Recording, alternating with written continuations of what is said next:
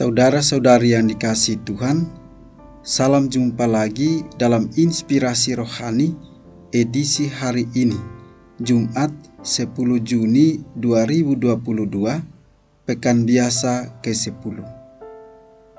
Marilah berdoa. Dalam nama Bapa dan Putra dan Roh Kudus. Amin. Saudara-saudari yang dikasihi Tuhan, inspirasi rohani hari ini diambil dari Injil Matius bab 5 ayat 27 sampai dengan 32. Kamu telah mendengar firman, jangan berzina.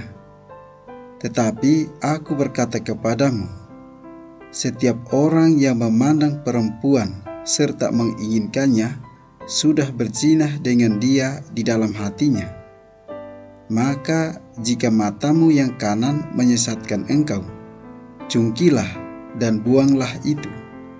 Karena lebih baik bagimu jika satu dari anggota tubuhmu binasa daripada tubuhmu dengan utuh dicampakkan ke dalam neraka. Dan jika tanganmu yang kanan menyesatkan engkau, penggallah dan buanglah itu. Karena lebih baik bagimu jika satu dari anggota tubuhmu binasa daripada tubuhmu dengan utuh masuk neraka.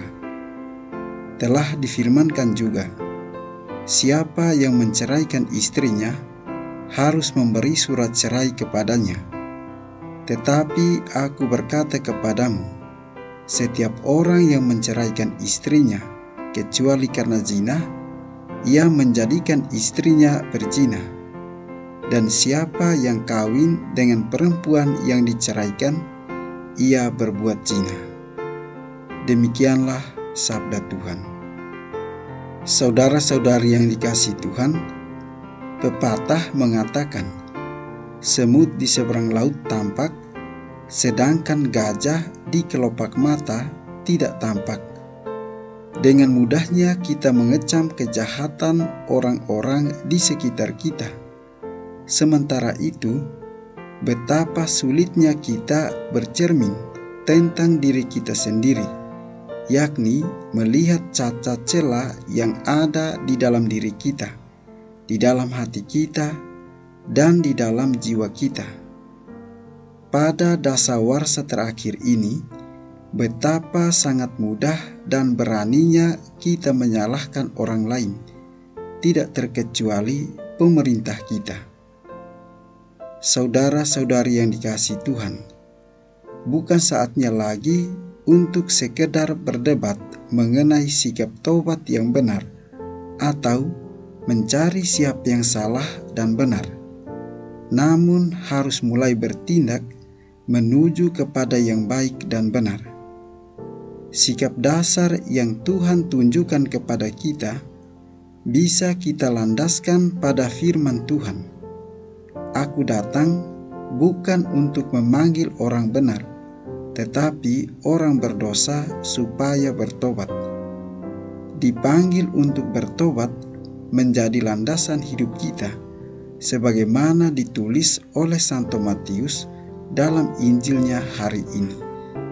Di sisi lain, kita pun diajak agar tidak menyebabkan orang lain jatuh dalam dosa perzinahan, sebagaimana yang dimaksudkan oleh Yesus.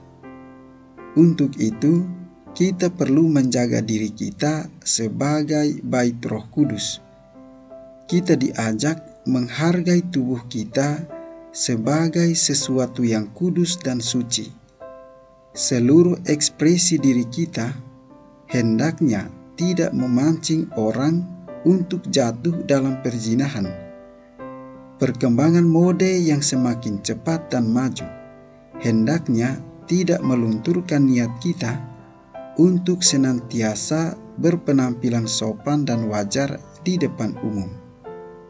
Saudara-saudari yang dikasihi Tuhan, lewat Injil hari ini kita diajak untuk melihat diri kita, seberapa jauh telah berubah sejak mengenal dan menjadi pengikut Tuhan Yesus. Kita diantar untuk memaknai arti pantang dan puasa di dalam terang Injil hari ini. Ketika Yesus pun mau bersinggungan dengan orang berdosa, bukan hanya Dia dekati, berpesta bersama mereka, tetapi juga memanggil mereka untuk suatu kesempurnaan hidup yang ditawarkan. Marilah berdoa. Allah Bapa Maha Mulia, dalam perayaan Ekaristi Kudus, Engkau hadir di tengah-tengah kami. Berkenanlah mengambil selubung yang menutup hati kami akan sabda-Mu, dan mampukanlah kami mengalami kuasa kehadiran-Mu. Demi Yesus Kristus Putra-Mu, Tuhan dan Pengantara kami, yang hidup dan berkuasa bersama dengan Engkau dan Roh Kudus, Allah, kini dan sepanjang segala masa. Amin.